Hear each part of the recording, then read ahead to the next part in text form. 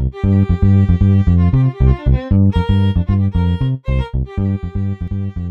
everybody, it's Travis, the Pagan Scholar. The doubtful Pagan Scholar today. If I'm moving around like this, it's because I finally realized that I could sit in a chair while filming instead of trying awkwardly to place my camera and like kind of crouching while I'm filming. Anyways. So yeah, I've been doing NanoWrimo and it's kind of difficult for me to stay on track. However, I realized that the last time I made a video about what I was writing, it gave me enough oomph to really push through for a couple of days. So I'm making another video of what I have been writing, trying to write. I missed a couple of days because, one, there was a social arrangement that I had to go to. Two, it was a really terrible, slow, sick day. And three, I was lazy. So, not the best track record for NanoWrimo. So today I coffee shopped it up. I found a place that isn't Starbucks in this city, which is hard to find. And I went to the coffee shop and I started writing about hermeneutics and paganism. Where'd that book go? All right, here it is. So today I wrote on Radical Hermeneutics by John D. Caputo. It's been 3 years since I've read it. However, I do remember, the highlights, the most important parts. So in the last section of the book, in chapter 8, towards a post-metaphysical rationality, he talks about hermeneutics as sort of the way to navigate through flux is that's the vocabulary word for the day. Flux is if an existentialist were talking about flux, they would say absurdity. Flux is it's the abyss where meaning loses meaning. It's the dark waters. Like, there's all these really great, fantastic metaphors that he uses to describe what the flux is. But flux is the space between reason and play. So these are also metaphysical and hermeneutical concepts that I'll flesh out. Reason, it's not just limited to empirical hard facts. It's not a positivist, yes, reason is like a positivist philosophy. It's like, what is verifiable, what is this and that. In hermeneutics, reason can also represent religion, it can represent society, it's any overarching system of authority that we subscribe to. It's the thing that we go, it's the pattern that we understand, the paradigm that we live in, sort of. Play, on the other hand, is actually the engagement with, this is difficult to talk about.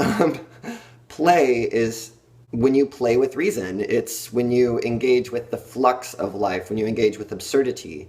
And it's also feeds into this Nietzschean idea of the Dionysian and the Apollonian. Quickly, tangentially, the Apollonian, yes, Apollo, is the idea that society is structured. There's reason, and it is the architect's god. It is the mathematician's god. It is the idea that there needs to be structure for society to flourish.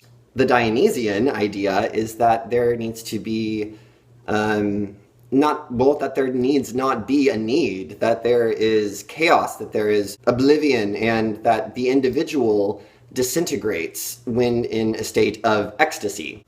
The two actually need each other for society to flourish and survive. The Apollonian provides order and stability for the Dionysian to experience ecstasy in, dissolving, and refreshes society, and so they constantly engage with one another. Reason and play sort of do the same thing.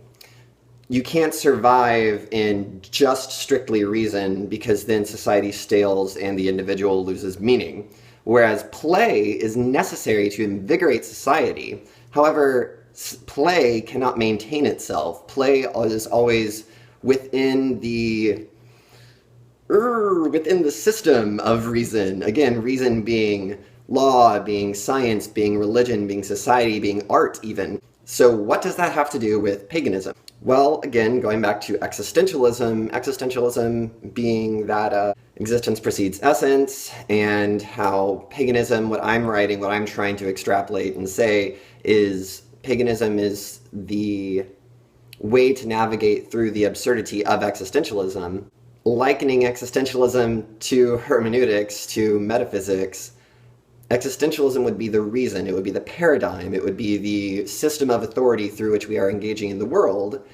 And paganism would be the play of existentialism. It would be the way to navigate the absurdities of existentialism, reinvigorating existentialism, and existentialism giving paganism a paradigm to work its way through. I'm talking with my hands a lot. Woo. And if none of that makes any sense, I'm right there with you, because I'm still trying to figure that out.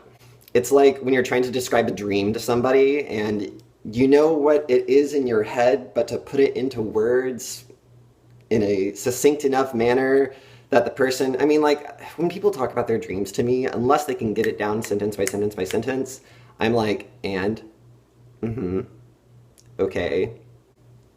It's like that, you know, I have to figure out a way to succinctly put into words this dream, this idea that's in my head that I know what it's like, but putting it into words is really difficult. It's 1:05 today. I've written a page, and I need to write some more to make up for the days that I've missed. I'm going to edit this video, I am going to read a little bit more, and then I'm going to write some more, and I am not going to play a video game until I've written 3 more pages today. Oh, real quick though, before I go, I found something amazing in this book that I guess I had just glossed over when I read it originally. Okay, so if you have not heard the term or the expression, harming none, do as thou wilt, welcome to the community. I'm sure you'll have fun here. However, for all of those that have heard it before, I have actually found a predecessor to that expression in this book, in Radical Hermeneutics. He's talking about St. Augustine, believe it or not. There are more circumspect ways to put their point. He's talking about Derrida, Nietzsche, and some other people, as in the Augustinian version. And guys, I cannot read Latin for shit, so dilige et quod vis fac. That is, love and do what you will. No one, and then in parentheses, no one has ever accused Augustine of anarchism. In parentheses. Augustine meant that if the heart is so filled with love that everything one does issues from love, then it is both unnecessary and impossible to spell out in detail just what it is one should or should not do. Indeed, once one has to spell out obligations between lovers, the love is gone. That's pretty cool. So the next time somebody's like, well, you know, what's your religion's, you know, bottom line? And you're like, well, harming none, do as thou wilt. And they're like, that's kind of hippy dippy, herby derpy, whatever. You're like, actually, no, it comes from Augustine, so you can suck it. And then there's also some irony between, you know, St. Augustine being super Christian and us being pagan. But all right, guys, these pages aren't going to write themselves, so I'm going to get down to that, and yeah, send me good vibes that I can actually get something through onto the paper. So thank you so much for watching. Like is always appreciated, a subscription even more so, and as always, merry meet, merry part, and merry meet again.